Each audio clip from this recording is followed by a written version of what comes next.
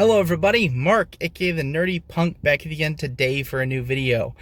Today on this lovely fall afternoon, I am out and about, and I am at Disc Replay. It's been a very long time since I've been at Disc Replay. Let me set you guys down here so I can talk. Okay, so yes, it's been a very long time since I've been at Disc Replay. Probably a few months, actually, at this point. I haven't been, I know, since school started for me, which was in late August. And then the only time I've been to the movies since that was almost immediately after it started. I went to see Tenet. So I'm going to hit up Disc Replay, I'm going to hit up Best Buy, and I'm going to go to the movie theater tonight. There's really only one or two new movies out right now. We still have very limited new movies, which I think we will continue to see limited new movies for the rest of the year because of COVID. I don't really see any major, or at least very few major movies hitting theaters before the end of 2020, in my humble opinion. But gonna check out, see what they have at Disc Replay. Gonna go into Best Buy, maybe hit up Walmart as well. I love checking out the Halloween displays that they have in your major retailers every year. Halloween is my favorite time of the year, like I've mentioned before. It's my favorite holiday, and I love this time of year so much. I love horror movies, which brings me to my next point.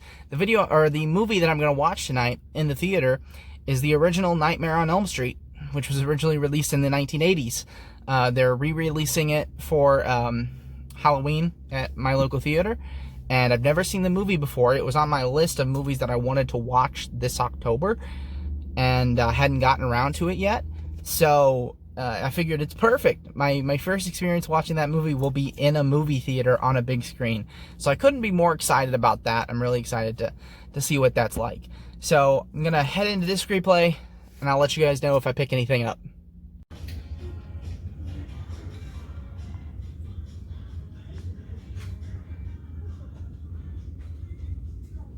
Did you know everything Disc Replay sells is guaranteed to play like new? Okay, so Disc Replay was a success, almost like it always is for me. Picked up 7 titles, spent a little bit more than I usually do in there, but I bought some really, really nice stuff.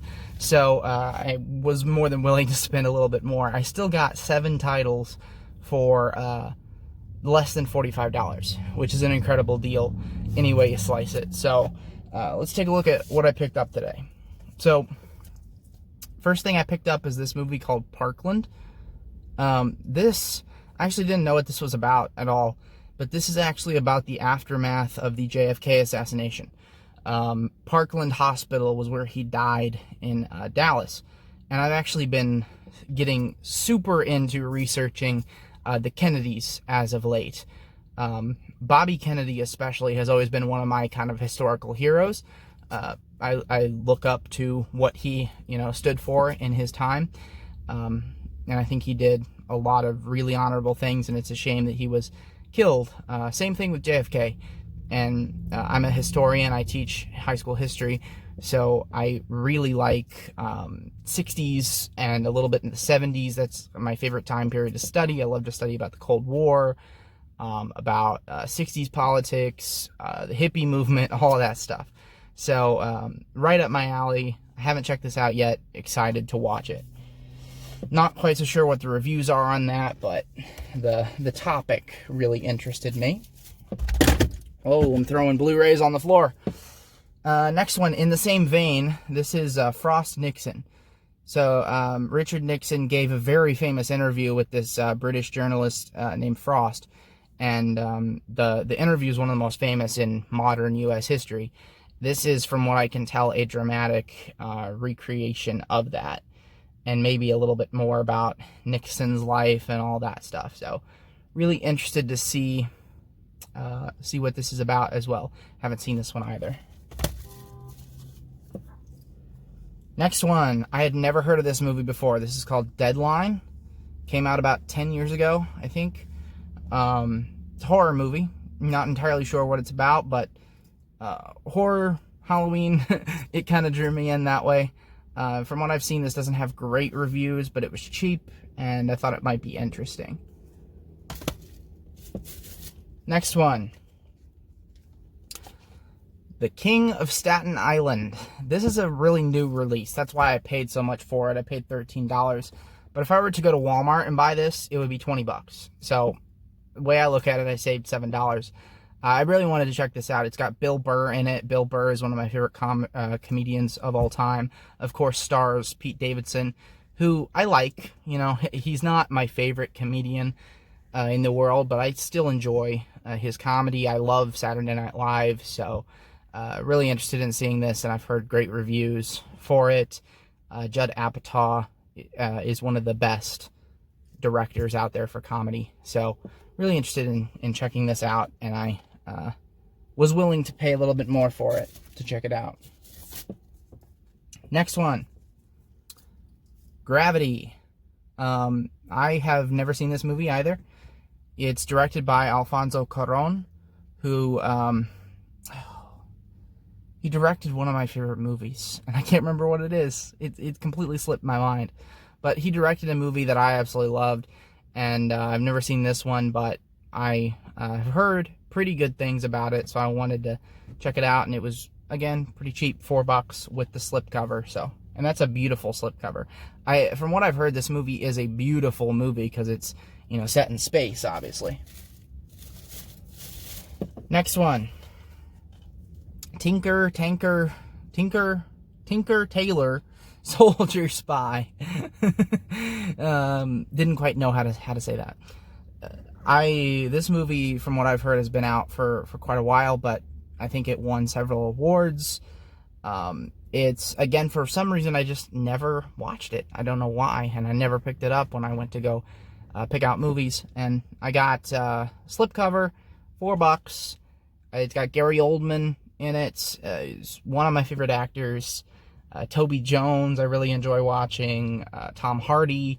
So, good cast. Interested in checking this out. It's set in the Cold War, which, again, is my historical sweet spot. I love studying about the Cold War. From what I can tell, though, this is a British story, from a British perspective. So, interested to kind of see that as well. Because usually when we think of Cold War, we think U.S. and USSR. Don't necessarily throw in Britain, but obviously they were our allies at the time. So, anyway, interested in checking that one out as well. And then, last one, I'm super excited about True Detective Season 2. And now, I've seen Season 1 of True Detective and absolutely loved it. It was one of my favorite seasons of television of all time. Incredible. Such a somber, bleak series. And I loved everything about it. I've heard Season 2 is not as good. Season 3, from what I hear, is better. But I still haven't seen Season 2. Got it for $13. I thought it was a really good deal for an HBO series. And I still want to check this out. Even though it has bad reviews, I still want to see it, judge it for myself, and see if it's anywhere near as good as the first season of this. So, True Detective. Alright, so that's what I picked up from Disc Replay. Hope you enjoyed that portion of the video. Now we're going to head over to Best Buy and then Walmart, and then I will head to the movies. Hello, guys. So, I made a major mistake. Terre Haute, Indiana is where I'm at right now. I live in Illinois. Illinois is 1 hour behind Terre Haute, Indiana. Terre Haute, Indiana is on Eastern Time. I'm on Central Time. So, I didn't realize that because of COVID, and I don't think they did this before COVID, Best Buy closes at 6. And so, I arrived at Best Buy only to find that it's closed. So, my bad. I can't check out Best Buy. So, here's the plan. I got myself some Popeyes chicken, and I'm going to sit and enjoy that, eat a little bit. They did make a couple mistakes, though. They gave me red beans and rice instead of Cajun rice, and they gave me no spork to eat my red beans and rice. So, anyway, I'm going to eat a little bit, and then I'm going to head down to the movies, and I will see you guys at the movie theater, or after the movies, actually, and I'll let you know my thoughts on Nightmare on Elm Street. So, see you guys after the movie. Okay, so I just got finished seeing Nightmare on Elm Street for the first time on a big screen. So, it was a heck of a good movie. I loved it. I really loved it. I understand why this is a cult classic. One thing that I found kind of cool is that I picked up on a lot of references that I've seen in other shows and movies that were references to this film. Like the scene where Freddy Krueger is kind of behind the wall, but he's kind of like pushing out of the wall. If you know what I mean. I'm sure you've seen some you've seen that before. Sorry, can't talk. I've seen that referenced so many times in other movies. The one that came to mind the most was Marilyn Manson's one of his music videos. He did something like that with the person pushing out of the wall. So I picked up on that for sure. My probably most direct reference that I'm familiar with of Freddy Krueger is from the show Rick and Morty. I'm a huge fan of Rick and Morty, and of course in the first season they have that episode about Scary Terry, who's kind of a knockoff of Freddy Krueger. And so I of course picked up on all the references in that Rick and Morty movie or episode as well. So that was kind of cool to see. So much 80s in this movie. It was overloaded with 80s. Obviously 80s hair, 80s outfits, 80s music. The score in this is amazing. Like it's a classic score. The theme to Nightmare on Elm Street is iconic, but the score is incredible, really immersive. And I also think, like, it's not groundbreaking for me to say this because everybody already loves this movie, but I also think that just the idea, the concept of this film is genius. The idea of, nightmares. I mean, we're all scared of nightmares. We all have them. And the idea that maybe there's some sort of special power that could be created because of nightmares is really interesting. And this idea of insomnia. I have suffered from insomnia throughout parts of my life. And I kind of... the ability or the lack of an ability to sleep is something that's terrifying, because as humans we have to have sleep. Like, we will literally die without sleep. So being so terrified of going to sleep, like the main character in this movie is, it's definitely something that's scary. Like, the movie, you can tell, was made in the 80s. Like the what am I looking for? The gore, the effects, not spectacular and not spectacularly scary. But what was scary about this movie was this idea of insomnia, of being terrified of going to sleep. That did get under my skin just a little bit. So no, it wasn't the scariest movie I've ever seen. Didn't expect it to be, but it did scare me a little bit. It did get to me just a little bit. So we'll see if I'm able to sleep nightmare-free tonight. So yeah, that's my thoughts on Nightmare on Elm Street.